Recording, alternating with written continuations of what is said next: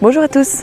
Après cette pause estivale, je suis heureuse de vous retrouver sur notre chaîne YouTube pour vous parler à nouveau de forêts d'altitude du Haut-Jura et de ses habitants. Donc dans les épisodes précédents, nous avons parlé de la biologie du grand tétras, de son habitat, de sa nourriture. Eh bien, nous allons bien sûr continuer sur notre lancée et je vais vous emmener découvrir cette fois une période cruciale dans la vie d'un grand tétras qui est sa reproduction. Allez, c'est parti.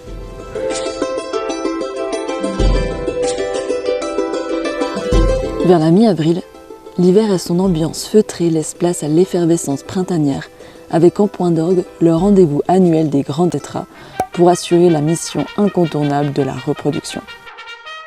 Les coqs et les poules vont quitter leur secteur d'hivernage pour se retrouver sur une zone appelée place de champ ou arène, suivant une organisation spatiale en forme de part de gâteau. Et c'est sur cette place de champ que les coqs vont débuter leur parade nuptiale. Mais allons voir ça d'un petit peu plus près.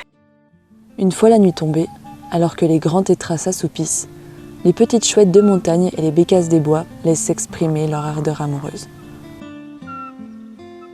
À l'aube, aux alentours de 4h30-5h du matin, lorsque les animaux nocturnes se font de plus en plus discrets et que les merles et grives sont encore silencieux, les tétras descendent de leurs arbres et les premiers pops éclatent dans la forêt.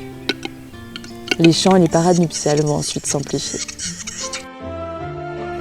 C'est ainsi que d'un pas lent, la queue déployée, le cou tendu, les plumes hérissées, réalisant des petits sauts battus, que le grand tétras va tenter d'impressionner les femelles et de devenir le coq dominant de la place de champ.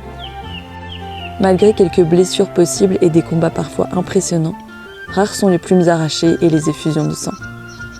Les moins virulents quittent rapidement la place de champ, la queue rabattue, et seuls les coqs dominants peuvent alors s'accoupler avec une ou plusieurs poules. Puis en fin de matinée, le calme revient dans la forêt jusqu'au matin suivant. Il faut savoir que pendant cette période d'activité intense, le grand tétras dopé au testostérone va puiser dans ses réserves déjà très pauvres en sortie d'hiver. Et cela se traduit directement sur l'aspect de ses fesses, nommées crottes de champ, qui ont pour caractéristique de présenter une extrémité blanchâtre, appelée urate, qui correspond aux déchets de l'activité rénale. Et au fur et à mesure que le printemps s'installe, ces crottes vont s'enrichir petit à petit en écailles de bourgeons de hêtre. Ces parades durent jusqu'à la mi-mai pour les secteurs les plus hauts en altitude, puis le champ perd en intensité et finit par s'estomper. Les coqs retournent à leurs occupations et les poules se dirigent vers les secteurs où elles vont pondre et élever leurs nichées. Mais ça, nous le verrons dans un prochain épisode. Voilà, c'est la fin de cet épisode sur la reproduction du grand tétras. J'espère qu'il vous a plu et je vous invite, comme d'habitude, à aller tester vos connaissances sur le quiz qui sera en lien dans la description. Et en attendant, je vous souhaite une belle journée et vous dis à bientôt. Bye.